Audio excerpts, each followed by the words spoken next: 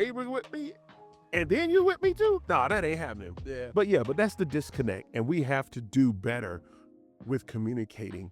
And I always, I talk about our young youth, and I specifically always talk about the boys. Mm-hmm. But the girls are so off the charts now. They're worse than the boys. The girls fight worse than the boys. Yeah. The girls now want to be criminals. Girls out here now breaking in cars, breaking in houses. They're doing the same stuff that the boys are doing. And then I still go back and say, what is usually the commonality when we have issues like that? And a lot of times it's the black man missing from the house. And I'm not talking about the brother that's just coming over, kicking it with the chick, He didn't really care about the kids. Mm-hmm. He over there for one other reason. Right. One sole reason only. We have to get more involved with our youth. And I know subject you were talking about was communication, which is still critical. Yeah. And that's critical. But even if they're not your children, if the boys, girls are not yours, we still got to school them. We still have to educate them. We still have to talk to them and teach them. And if we don't, man, we're going to lose an entire generation of children to death, prison. Yeah. And who knows what else? There's something new it seems like every week is something new coming out, something new that can destroy people. But we have got to figure this out, and that's it, man. I'm gonna let you take it from there, bro. But I could talk all day about youth and how we need to be, as black men, do better by our children, and for our children. Again, when I say our children, not necessarily your biological children, but just our children, period. Yeah. Yeah. Yeah, because I think, I don't think we ever had enough to begin with, but even especially in today's time, as you were talking, I was thinking like, we need more, and I just throw this out there as like a nickname, but we need more Uncle Phils, man. And that's just an example.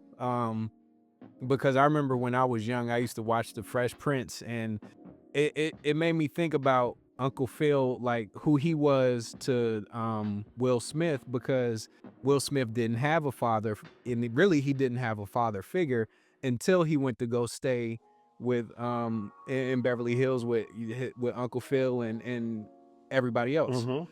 So it made me think, and it's like, okay, well, if we had Uncle Phil's or however you want to phrase it, but people who are willing to extend their support, extend as far as advice, just providing a safe space for, kids especially to be able to talk, because, as kids, there are some things, man, I used to have on my mind, and of course you're gonna go talk to your friends and stuff, but I wouldn't even think, like, I'd be like, man, I can't tell my mom about this because she might not even understand. And that shouldn't, and that right there should never be a response from a child. Yep, I agree. I can't talk to my mom about that, or I can't talk to my pops about that. Yeah. That line of communication should always be open. Right. There should never be a fear of being able to talk to your parents, mm-hmm. or some other adult, but specifically your parents. Right. You should always have that line of communication wide open. And this is where we as parents have to do a better job, is letting our children know, listen, I don't care what it is you think you did. I don't care what the situation is. But as your parent, come talk to me. Yeah. There won't be any consequences, any negative consequences for you coming to me to talk to me about something that you need to get off of your chest. A lot of times, where the problem occurs is, especially I know as growing up, Mm-hmm. When you lied about something, Oh yeah. right? Yeah. And then all of a sudden, you know, the truth comes out later. yeah. Yeah. Unfortunately for me, though, it's funny. My friends, my close friends, the couple I got know this. Listen, man, I only had one spanking my whole life. Are you serious? Bruh. Wow. And you know what? Listen. My homeboy, Michael Williams. Okay. I wasn't going to school that day. I must have been sick. And Mike would come by and scoop me up. Like, come on, brother. Come on, dog. Let's get the bus. Catch the bus. We young. And I wasn't going to school. So I remember giving Mike some pills. Okay. And I told him we were going to make him smart. Okay.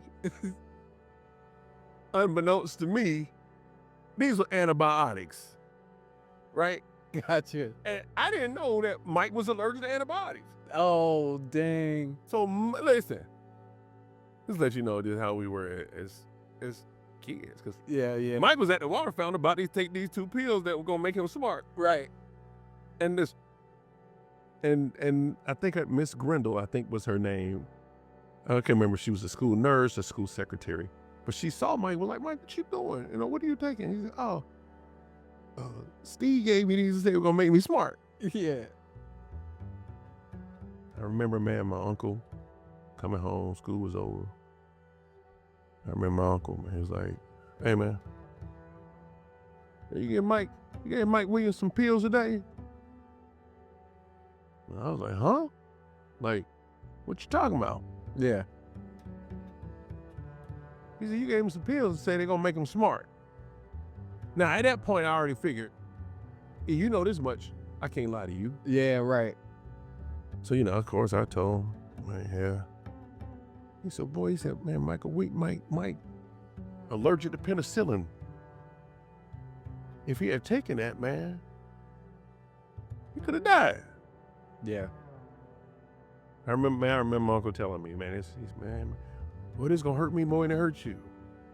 Oh man, I heard Let that. me tell you something. I heard, man. But you know what? The relationship that my uncle and I had, Right. I know he was being sincere when he said that. Yeah. And it's not until you become a parent do you really understand that.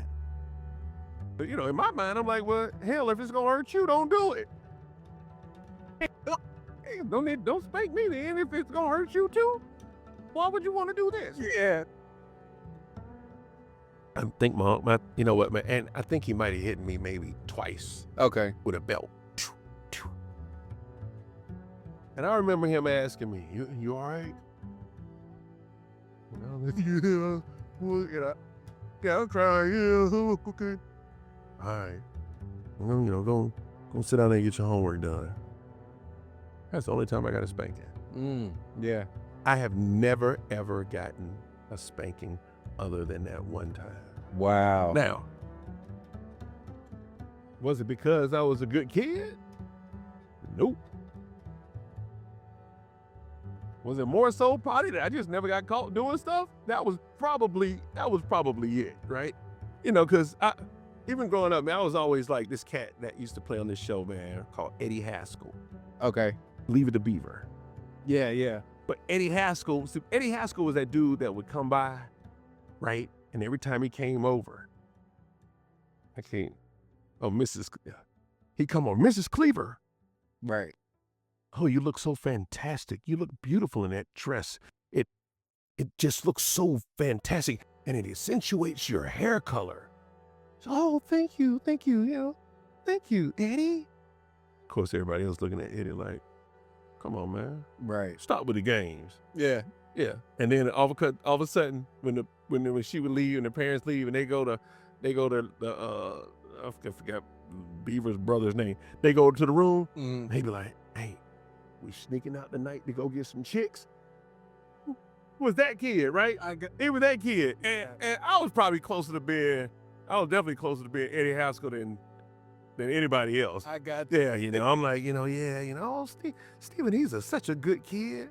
Of course, my friends be like, man, You got everybody fooled thinking you a good kid, bro.